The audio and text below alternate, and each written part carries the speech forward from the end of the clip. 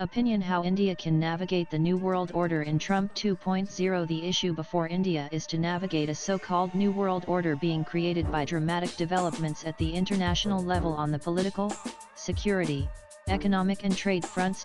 U.S. President Donald Trump's Make America Great Again is a blueprint for economic recovery based on protectionism and deglobalization and revival of its depleted manufacturing sector.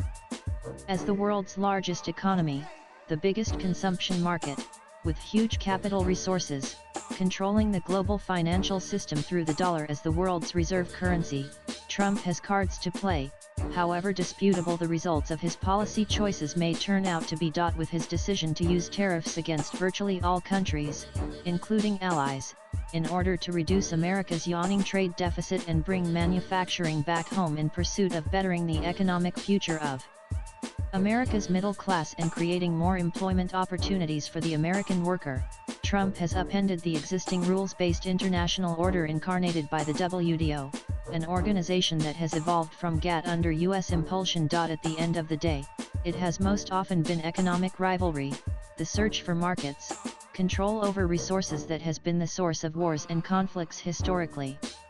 While an actual military conflict may not result from the unilateral moves by Trump on the trade front, the danger of his use of the tariff lever to browbeat his allies, partners, and adversaries alike could trigger trade wars between the major centers of economic power, with major consequences that could include lower global growth, economic recession, economic distress across countries, rise in poverty levels, and so on. The developing countries will particularly suffer, with, for instance, the attaining of UN-approved SDG goals by 2030, whose implementation has already lagged, getting delayed further.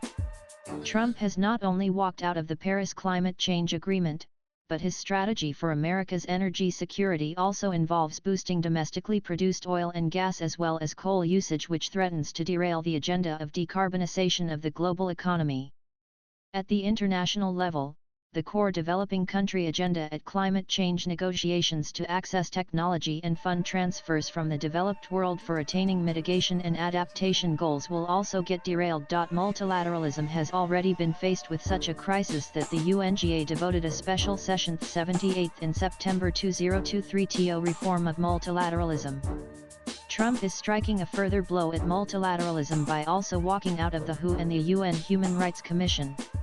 He had walked out of the Iran nuclear agreement in his first tenure and is now threatening Iran, seen as politically and militarily weakened with the decimation of Hamas and Hezbollah and the ouster of Bashar al-Assad from Syria, with potential military action driven by Israeli security interests. With Trump imposing high tariffs on the EU and the EU threatening retaliatory tariffs, engaging Russia on Ukraine without involving Europe, openly interfering in European domestic politics, especially in Germany, the UK, and France in favor of right-wing parties, pressuring Europe to raise their defense budgets and ease the burden on the US to provide security to Europe under the NATO umbrella, not to mention the dismissive approach to Canada. The G7 itself will come under strain. The G20 platform that brought together the most developed and emerging developing countries to address issues of global interest collectively is coming under pressure, with the US not attending the G20 Foreign Ministers Conference in South Africa. Whether Trump will attend the G20 summit is moot. The US is slated to take over the G20 presidency after South Africa, which casts a shadow on its functioning in the future. It is most likely that the thrust given to the G20 agenda, especially by India, to give priority to the concerns and priorities of the Global South will lose steam. Already, the US thinks that the G20 agenda is DEI diversity, equity, inclusion inspired, and this is an organizational framework that the Trump administration is deeply opposed to. The US under Trump is going back to 19th century power politics, with his claims to Greenland, disputing Canada's independent status, renaming the Gulf of Mexico, reclaiming the Panama Canal, etc. Trump has already threatened BRICS, saying he will impose 100% tariffs if any country Indiana BRICS moves towards de-dollarization. U.S. Commerce Secretary Lutnick at the Raisina Dialogue in March 2025 spoke negatively about India's BRICS membership. The so-called New World Order is emerging because of China's spectacular economic rise.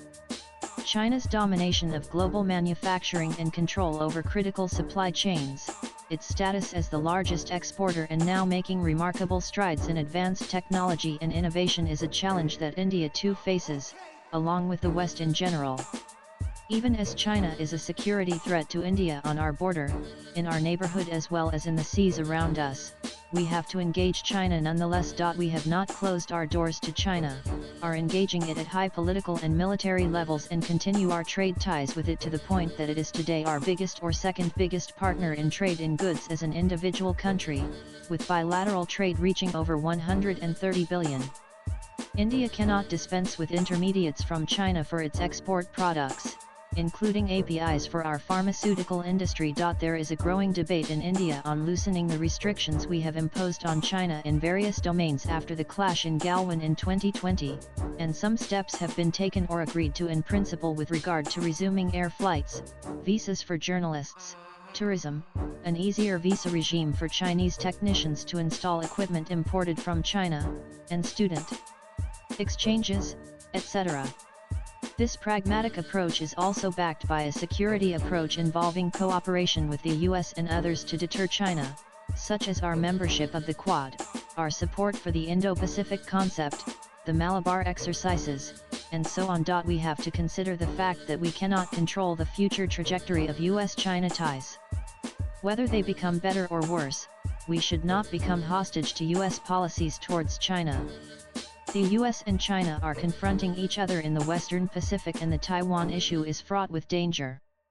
If there is a rollback of US power, it will be in this region, and hence the stakes for the US are very high. The US would want to deter China but also avoid a military conflict. Their economies have become very intertwined. The tariffs imposed by Trump on China and China's retaliation create huge uncertainties.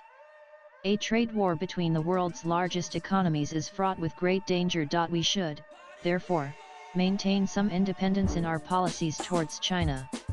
We have also to keep in mind our membership of BRICS, the SCO, the Russia-India-China Triangle, our relations with Central Asian countries, as in all these formats we have to engage with China as constructively as possible. India's priority is economic development, for which India needs a stable world order, international peace, and cooperation. India would want to pursue its national interest through cooperation, not confrontation. This means not choosing sides, being able to talk with all sides, with a view to acting as a bridge internationally, but not in terms of mediating conflicts, but being useful to the extent that contending sides would want. Any peacemaking has to be under the UN umbrella. We have to preserve our strategic autonomy to the extent possible, though no country in a globalized system that is based on interdependence can maintain full strategic autonomy. This autonomy is also anchored in our becoming the voice of the Global South, our strategic partnerships with a score of countries based on working on shared bilateral interests on a longer-term basis. As part of our strategic autonomy, preserving our ties with Russia remains a priority, even as we expand our relations with the US. Our common interests with Russia include a stable, peaceful, multipolar world, an effective UN and a multilateral system, opposition to unipolarity, a more equal global system, respect for diversity, working together in BRICS and the SCO. It also includes opposition to a policy of imposing sanctions and of weaponizing the US dollar.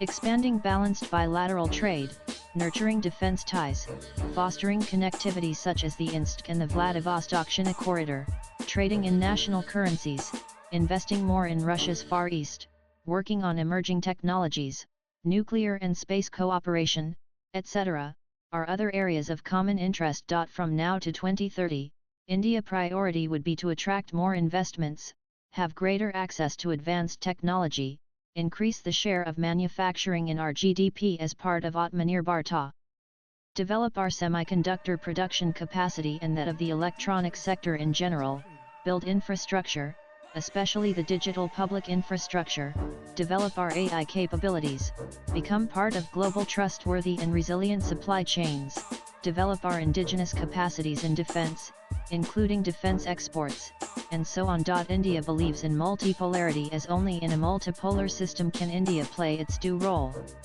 We see a cooperative multipolar world, not a confrontational one. It should not result in new divisions, with the non-Western and Eurasian countries forming a bloc against the Western bloc.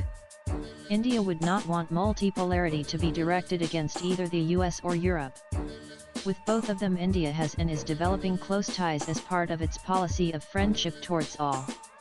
The US treats both Russia and China as adversaries but does not treat India as one, though we also have many differences with the US. Swipe left for next idea over India. A multipolar world must mean as a condition that Asia should first be multipolar. How committed China is to multipolarity is an open question. Does it really want a G2 eventually, given that on broad parameters it is becoming a peer power of the US? Gnwale Sibal is a former Indian Foreign Secretary. He was India's ambassador to Turkey, Egypt, France, and Russia. Views expressed in the above piece are personal and solely that of the author. They do not necessarily reflect NEWS18's views. Latest blogs.